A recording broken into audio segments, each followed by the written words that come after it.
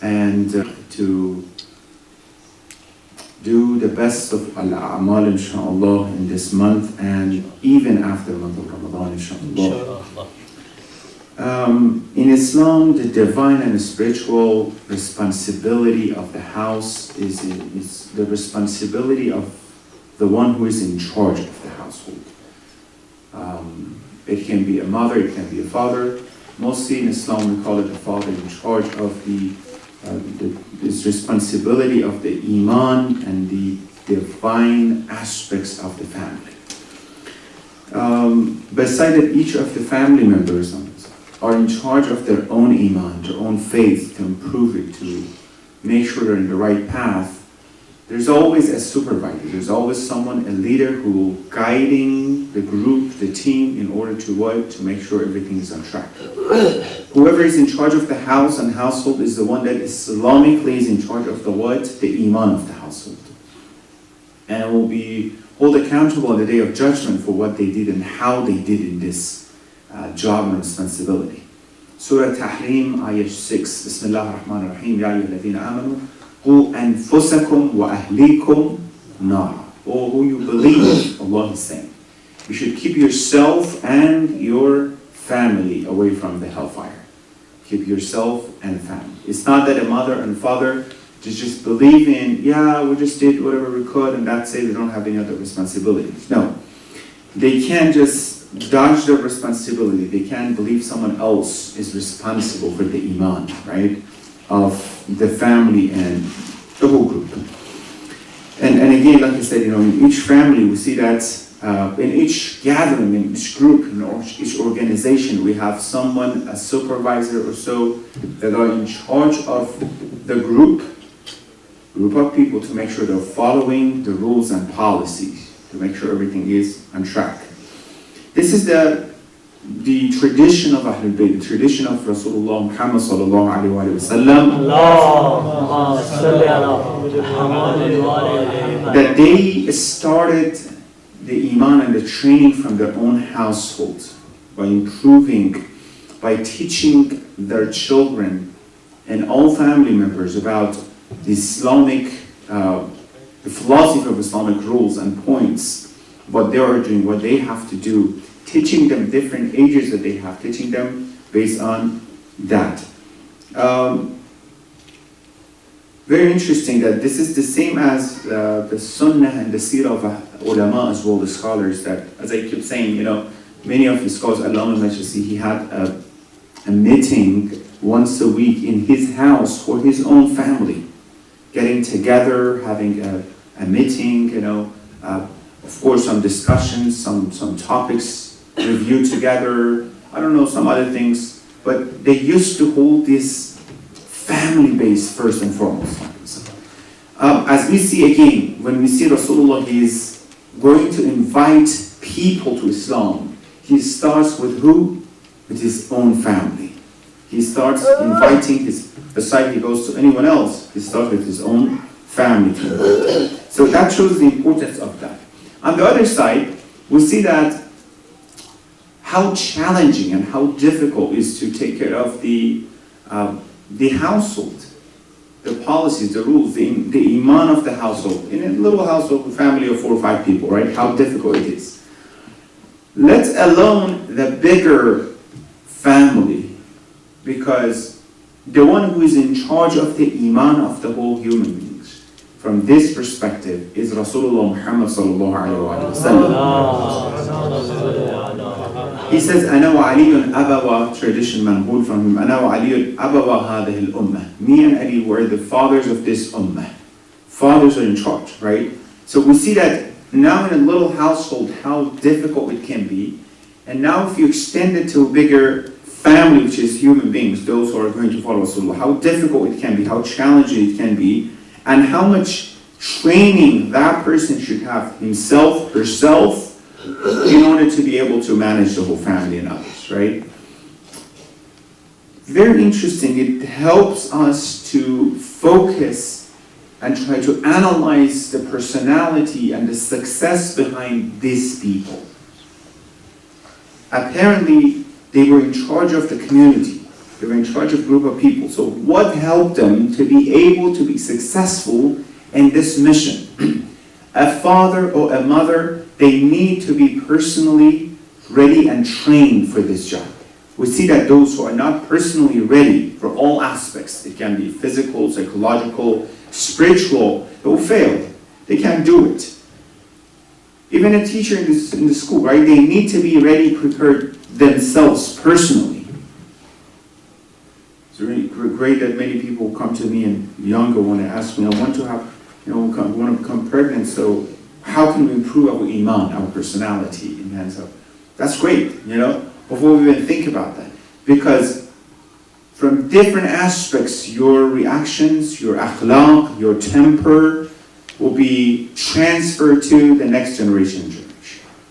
If I am a short-tempered person, if I'm a sensitive person, if I can't control my anger, that will most probably go to the next generation as well. We call it role model, like they see it as well.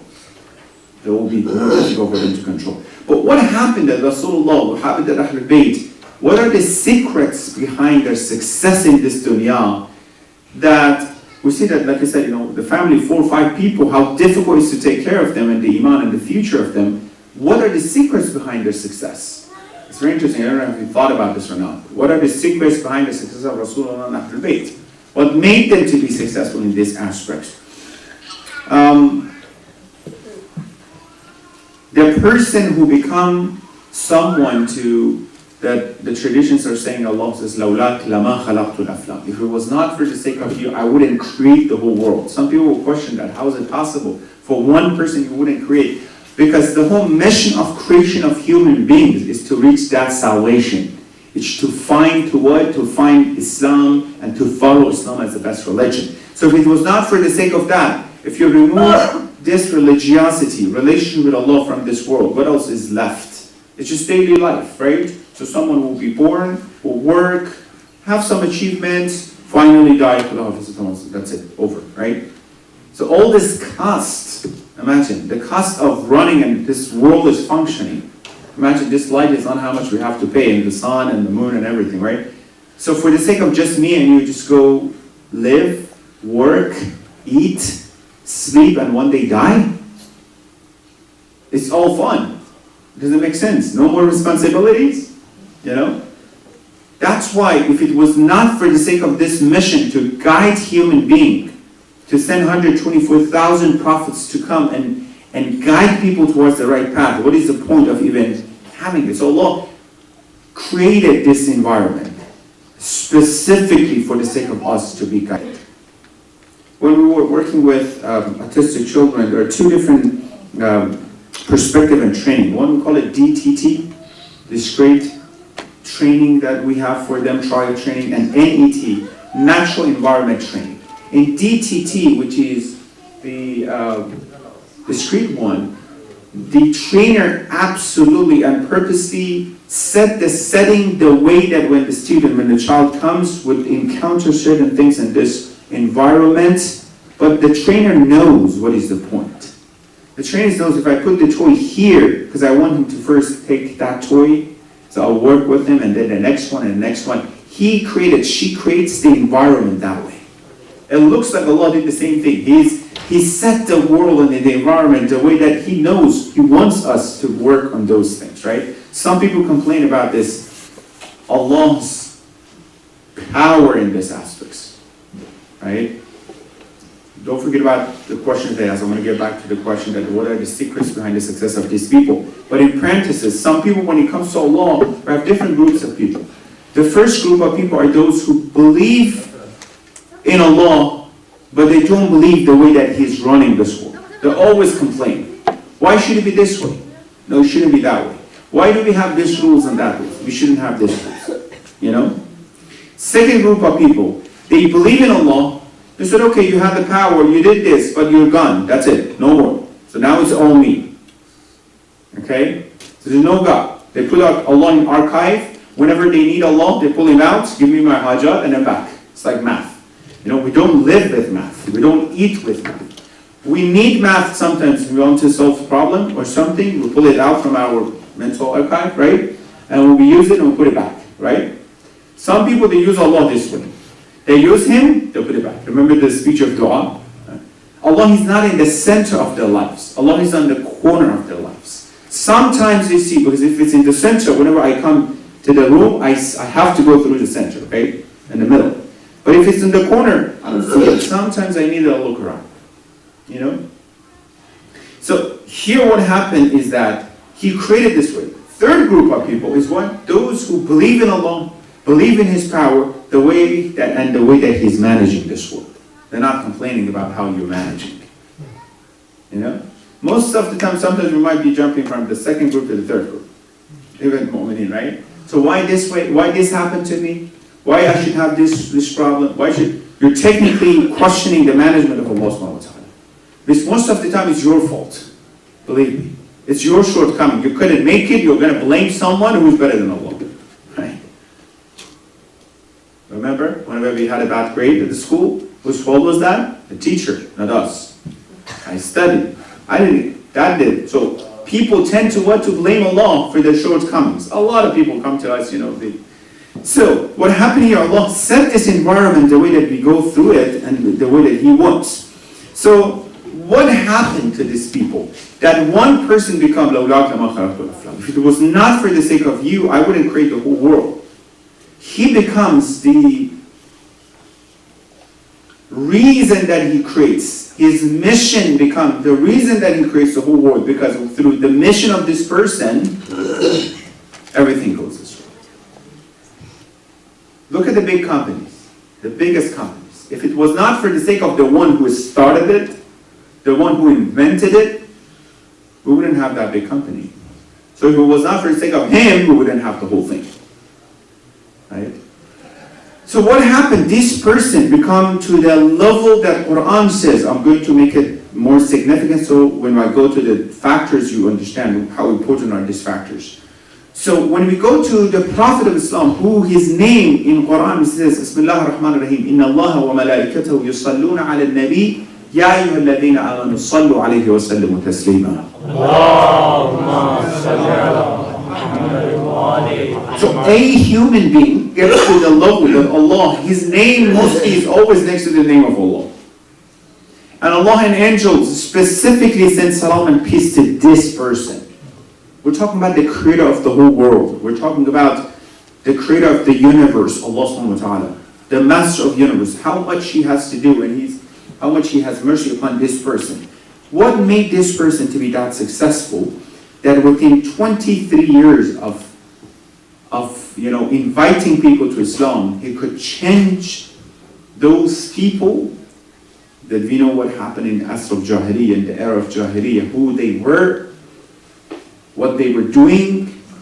Within 23 years, how short is this time? He could change the qulub and the hearts of these savage people, uncivilized people, to become among the best people.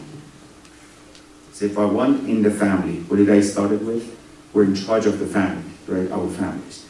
Second point that I put is that we need to work on our self, our personality, in order to be able to be a good leader in the family, right?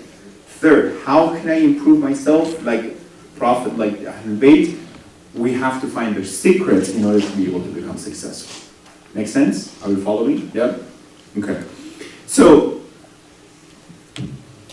within 23 years, a short time, that how could he help people? That the history is saying Aus and Khazraj, two major tribes of Quraysh at that time, and the peninsula at that time. Sometimes the camel of this tribe were going to the land of the other tribe. They were getting into the fight and war for 10 or 20 years, 30, 40 years, just because your camel comes to uncivilized. They don't understand how important, right? How savage they could be. So what happened that these people become Muhajirin and Ansar? That now the Ansar of Medina, the people of Medina, open the door of their houses and says, you guys emigrated from Mecca, come to our house. Same people that were fighting and killing each other. Something happened here. Something changed here within only 10, 15 years after Islam, that they are inviting each other to the house and then helping each other. So what is the secret? Number one, when we go through the life of Rasulullah, we see that number one and the foremost is the level of the tawheed of Rasulullah. How much he believes in Allah subhanahu wa ta'ala. I'm not talking about the end of Islam. I'm talking about the first day he has no one next to him. He has no supporter, right? And the Quraysh comes and tell him, we'll give you everything, forget about your mission. And he's saying, what? If you give me the moon and the sun, I'm not going to forget about my mission. What is the drive when he has nothing, he's holding into his mission? Tell me.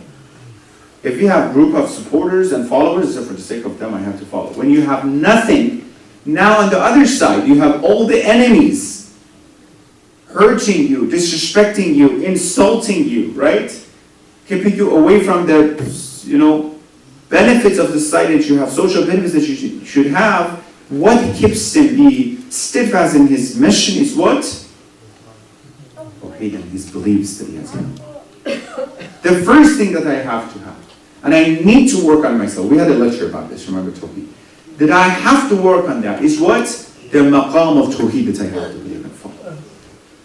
That in the middle of the path, I shouldn't say that, you know what, I'm living here in this country, or it's a little bit difficult, so let's forget about these rules of Islam. That means you most probably didn't know him well, that when he says do certain things. He knew some people are going to live in the United States, some people are going to live in Europe, some people was in Iraq, some people in Iran, so. And he says, halal of Muhammad sallallahu alayhi wa sallam. Halalun ila yawm al-qiyamah. The halal that he says halal is halal to the end of the world. The haram that he made haram is haram to the end of the world. This weakness in tawheed, in beliefs, comes from lack of trust in Allah subhanahu wa ta'ala. That's a little bit sad. Not a little bit sad that I don't trust Allah when he said, this is the rules. And I want it for yourself, for your children, for this generation, for this company, no matter what. If you can't follow these, leave that area. You need, the first thing that you have to do is what? To follow this. You're not here to only live, eat, and go. You're here to reach that salvation that I set for you. Right?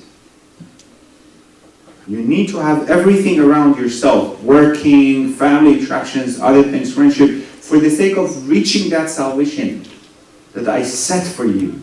So mean what? If you don't have strong tawheed iman beliefs, you might lead to lack of trust in Allah, or in His orders, or in His start questioning. Why we have this? Why should we have? Question is not bad. Questions are always good, right? But sometimes some people question to put it down. Question to not believe in it. Why Islam have to do? Why you have to have this? Question are good, but what are you questioning Allah? Lack of beliefs, right? Second thing, the secret that Rasulullah and Ahmadi emphasized a lot. Right after that, we see that ilm and knowledge is the most important thing here. Improving and enhancing your knowledge. And knowledge, I'm not talking about math or chemistry or physics or something else. The best and highest knowledge according to tradition is what? Ilm who belongs to Allah subhanahu wa ta'ala. This ma'rifah towards Allah subhanahu wa ta'ala that we need to improve, right? That doesn't come necessarily by just studying. It's the practice and studying and improving, right? Keep saying what level we are, what grade we are, and how we can improve that grade to go to the, how much ma'rifah I have to about Allah subhanahu wa ta'ala right now. Okay, what is my plan that within next month, next week, next month, next year, my ma'rifah should be improved? Is in the class that should go to the higher level. The knowledge that we see that how much Islam and Ahlul Bayt, they're improving and emphasizing on people should be educated. People should be educated. Asr Jahiliyyah, era of ignorance. We call it ignorance, right? Because of their actions. What you're doing does an ignorant person do, not an educated person would do. Again, education not by academic education. We have a lot of academically educated people who are totally ignorant. You know, right? Just having my degree signed by this university doesn't mean I am educated. Yeah, I know certain things in that field. Yeah, in that field I know what I'm doing. But education that Allah subhanahu wa ta'ala He wants for us, that's different. That's why we have all these professionals that are suffering from lack of moralities and ethical point, they're just looking for money. And يَرْفِعُ اللَّهُ الَّذِينَ آمَنُوا مِنْكُمْ وَالَّذِينَ أُوتُوا الْعِلْمَ دَرَجَاتٍ. Allah raised those in ranks who believe and are given knowledge. There are certain people that Allah gives them knowledge. It's not all about you go for that knowledge and try to seek that knowledge, which you should. But the mercy of Allah would be the one that in ayah says they will be given knowledge.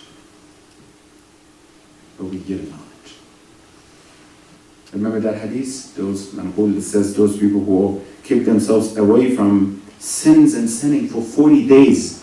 جَرَتْ يَنَابِيءُ الْحِكْمَ مِنْ قَلْبِهِ إِلَى لِسَانِهِ. The springs of hikmah and wisdom will come from their heart to their tongue. Meaning what? Meaning as Muslims, in whatever major we are, we should try to be the best.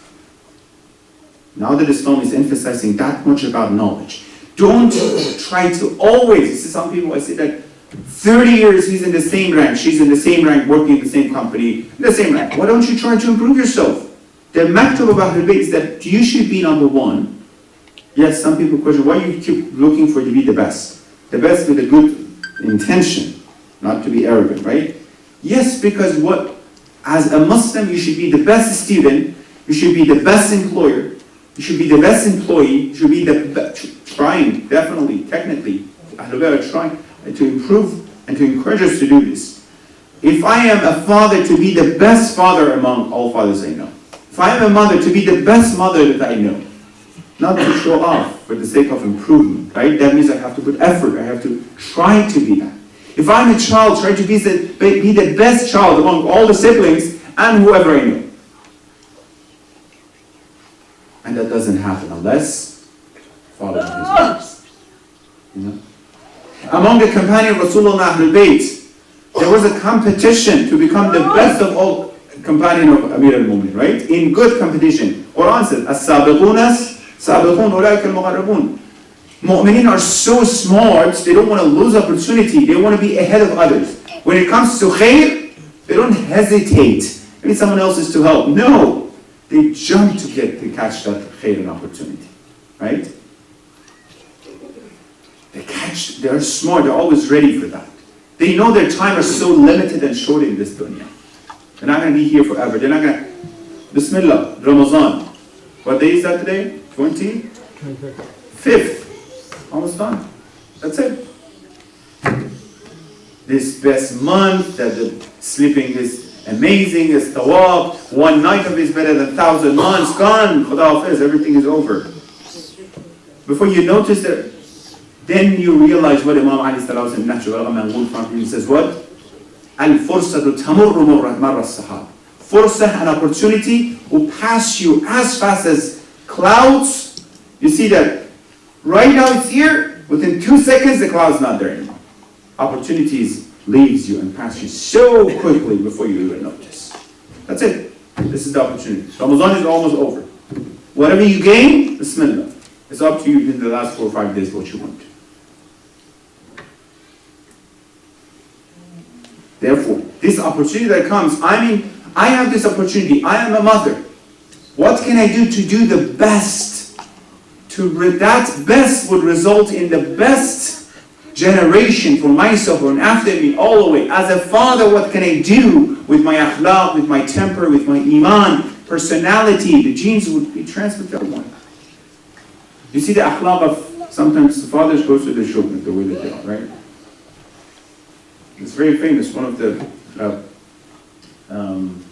Ustad in Hawza, they could recognize his children based on the way that they were teaching. The way that they were teaching. How? They knew the actual Ustad, the actual teacher, when he was teaching, he was always playing with his beard, like this, right? When he was teaching. And all his students, when they became a teacher, they wanted to teach, they were playing with their beards like this. Don't you think that these students who get affected by this teacher and our children that have the same genes and personality and blood are going to be,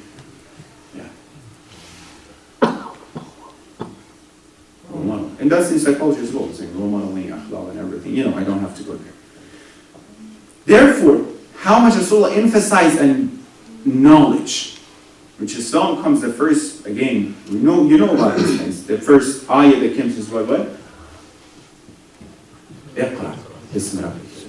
You have to read. The first ayah of being revealed to Rasulullah is about order to have knowledge, because with reading you go to knowledge, right? Alright, the third aspect which is important behind the success of Rasulullah, amal salih, righteous act and deeds. It's not just iman, it's not just knowledge, it's what? Amal salih as well. What is it?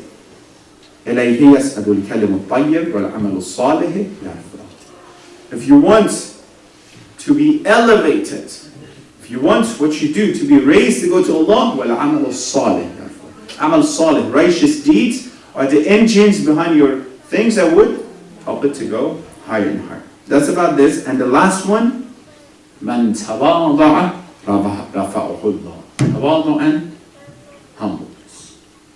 The one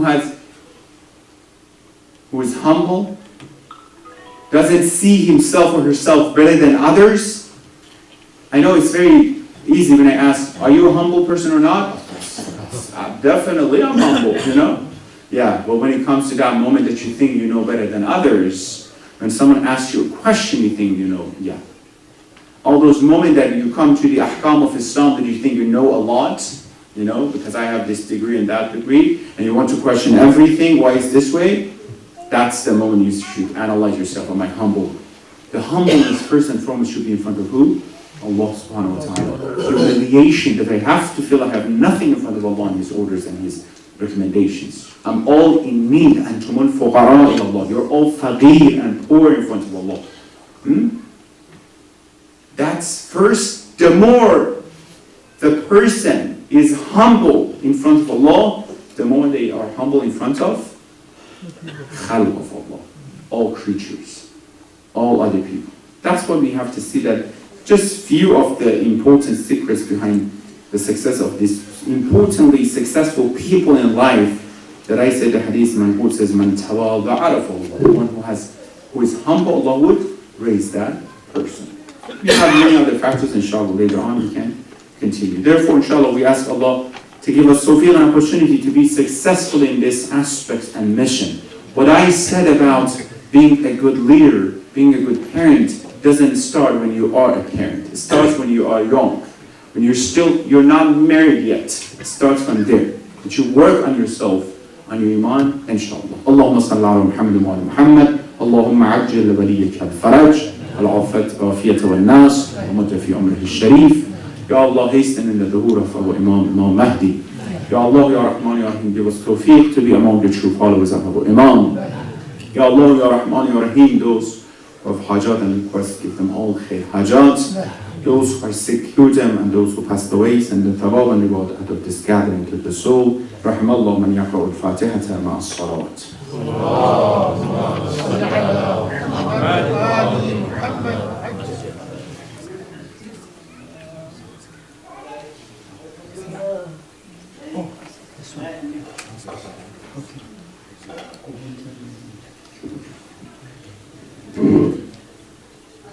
Bismillah ar-Rahman ar-Rahim. Tonight, the iftar is sponsored by all of you, that's ICZ. So, for increase in your tawfiqat, sihatu salamti, please recite a salawat for yourself. Allahumma salli ala Muhammad wa ali Muhammad. It's going to be boys youth camp at ICZ. The fee is $30, only $30. It's going to be held on June 22nd, 23rd, and it's for the ages of 13 to 25 years. Pickup time, 4 p.m. on June 23rd. And it says surprise outdoor activities. So please join this camp who are the age 13 to 25 along with the fee of $30. Registration of Quran is finished. So it is going to be held the competition on June 2nd, and it was a golden chance for us to enhance our Islamic knowledge. After regular program on May 30th, that is tomorrow, in an effort to bring smile to a child's face for Eid, please sponsor and wrap gifts at ICC.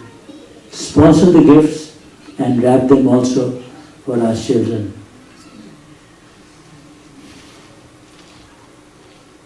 Namaz Eid at Lake Elizabeth. Need volunteers for second shift. Could stays Lake Elizabeth Pavilion on May 31st. The Namaz Jummah is going to be between 1 and 2 p.m. and then from 2 p.m. to 3:30 we will have the speeches, and we have invited certain rabbis from New Jersey and other places. ICC picnic is planned on June 9th. Interfaith Iftar is on 1st of June, which is Saturday.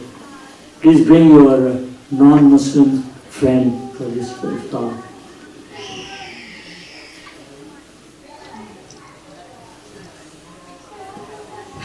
I'll request you for Alhamd once and 3 times for Ikhlas, for Isai's Sawab of all the Maroons, including the Maroons' names are written on monument of Zahra, your own Maroon, and for the Maroon of all of you, tonight's sponsor.